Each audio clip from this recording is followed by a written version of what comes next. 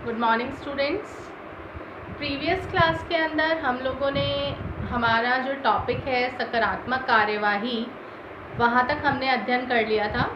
आज मैं आपको आरक्षण के विपक्ष में जो तर्क का हमारा टॉपिक है उसके बारे में हम अध्ययन करेंगे। देखिए, सबसे फर्स्ट मैं आपको ये बता देना चाहती हूँ कि हमें जो भी पिछड़ी हुई जो जातियाँ हैं या जो अनुसूचित जाति है या जनजाति है या जो महिलाएं हैं, उनको हमारे देश के अंदर आरक्षण जो है वो प्रदान किया गया है। पहले के टाइम पे जो सामान्य वर्ग के लोग थे उनको काफ़ी अधिकार जो थे वो दिए गए थे, लेकिन जो अनुसूचित जाति है, जनजाति है और जो पिछड़े वर्ग के लोग थे उनके साथ में बहुत अधिक असमानता का व्यवहार जो है वो किया जाता था। और इसी का रीज़न ये था कि ना तो उनको शिक्षा संबंधी कोई अधिकार प्राप्त था और ना ही कोई अन्य अधिकार जो थे वो प्राप्त थे।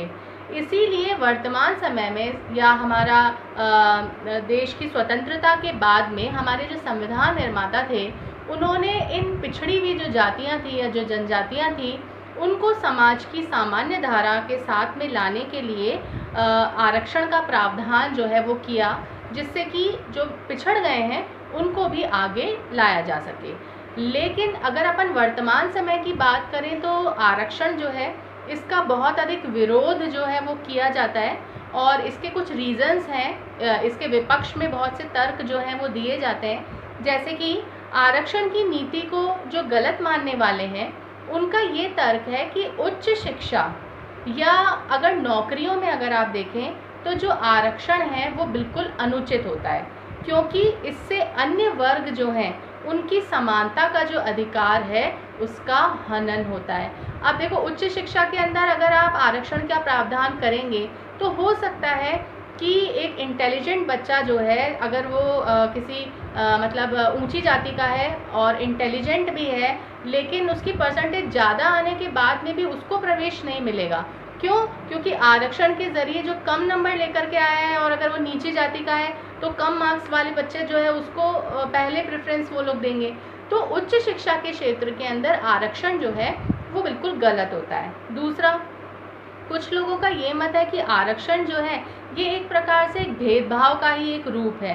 क्यों? क्योंकि समानता का अर्थ तो क्या होता है?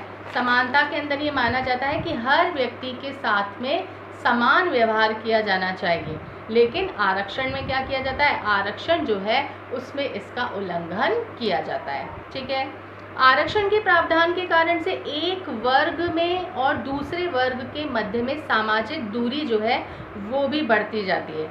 क्यों? क्योंकि जिनको आरक्षण मिला हुआ है उनके प्रति जिसको आरक्षण नहीं मिला है वो एक प्रकार से घृणा की दृष्टि से देखता है, क्रोध का भाव जो है उसके मन में पैदा होता है, और ये जो चीज़ें होती हैं ये हमारे देश की एकता के लिए सही नहीं है। तो इसको निष्कर्ष रूप में ये कहा जा सकता है कि इन सभी आधारों पर कि व्यक्ति के समान अधिकार और समानता का जो मतलब एक व्यक्ति को समान अधिकार देना और समानता बिल्कुल देना, उन दोनों में अंतर है। उनमें प्रतिस्पर्धा होनी चाहिए, लेकिन अगर प्रतिस्पर्धा है तो वो बिल्कुल उचित होनी चाहिए। ठीक है। और जो वर्ग प्रारंभ से ही पिछड़े हुए हैं उनको विशेष सहायता दी जानी चाहिए। सरकार को जो भी वो नीतियां बनाए उनके हितों को ध्यान में रख करके बनाए, और अन्य लोग जो हैं उनके साथ इनको प्रतिस्पर्धा करने का अवसर भी मिलना चाहिए। ठीक है। अब जो नेक्स्ट है आपका वो है असमानताएं। देखो, शिक्षा और स्वास्थ्य सुविधाओं के संदर्भ में अगर आप देखेंगे तो बहुत ज़्यादा असमानता आपको देखने मिलती है गांव के बीच में और शहरों के बीच में। अगर आप गांव में देखेंगे तो वहाँ पर झोपड़पट्टियों में रहने वाले जो बच्चे हैं उनके लिए एक अच्छा स्कूल की फैसिलिटी वगैरह नहीं है, या कोई भी फैसिलिटी उनको अच्छे से प्रोवाइड नहीं हो पा रही है गांव के अंदर।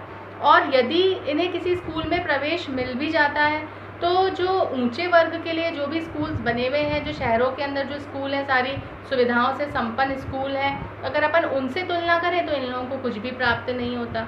तो इसके परिणाम स्वरूप छात्र जो है वो योग्यता की दृष्टि में पिछड़ जाते हैं। हो सकता है उनके अंदर क्वालिटी है, लेकिन जब उनको सुविधा नहीं मिल पाती है तो वो क्या होते हैं? पिछड़ जाते हैं। और नौकरियों में भी क्या होता है? इनकी संभावनाएं कम हो जाती हैं। क्यों? क्योंकि जो शहरों के अंदर रह करके उनको जो फैसिलिटी मिल रही है वो बच्चे जो है वो आगे निकल जाते हैं और उनमें बहुत सारी चीज़ों का डेवलपमेंट होने के कारण से नौकरियों के अंदर उनकी संभावनाएं ज़्यादा हो जाती हैं। तो ये कहना गलत नहीं होगा कि असमानताएं जो है वो उनका पीछा नहीं छोड़ती हैं कभी भी।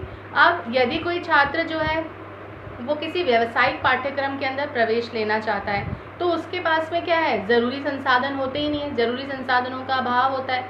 कई बार ऐसा होता है कि वो बच्चा जो है वो फीस देने की स्थिति में ही नहीं होता है। तो अगर आप देखेंगे तो जो सुविधा संपन्न वर्ग है, जिसके पास में पैसा है, वो उससे प्रतिस्पर्धा नहीं कर पाता। मतलब आर्थिक अभाव के कारण से भी एक योग्यतावान बच्चा, एक प्रतिभावान बच्चा जो है वो पीछे रह सकता है। ठीक है, तो इन सभी पक्षों पर विचार करने के बाद में ये प्रश्न उपस्थित होता है कि क्या आरक्षण व्यवस्था दी जानी चाहिए, क्या वंचित लोग हैं कौन, आखिर आरक्षण किसको मिलना चाहिए, या फिर क्या आरक्षण का आधार आर्थिक होना चाहिए।